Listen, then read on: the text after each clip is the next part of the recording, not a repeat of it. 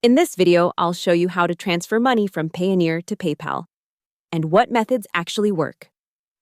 First, it's important to know that there is no direct transfer button from Payoneer to PayPal. These two platforms don't have a built-in connection for sending money directly between accounts. So instead, you need to use an intermediate step, usually a bank account. Start by logging in to your Payoneer account. Go to Withdraw and Transfer, then choose Withdraw to Bank. Select your linked bank account, enter the amount you want to transfer, and confirm the withdrawal. After processing, the money will arrive in your bank account based on your bank's processing time.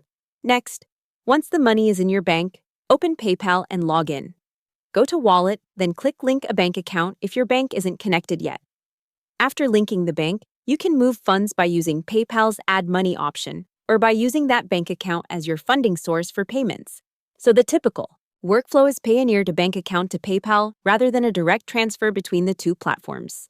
Hope the tutorial was helpful. Subscribe to my channel and see you in the next video.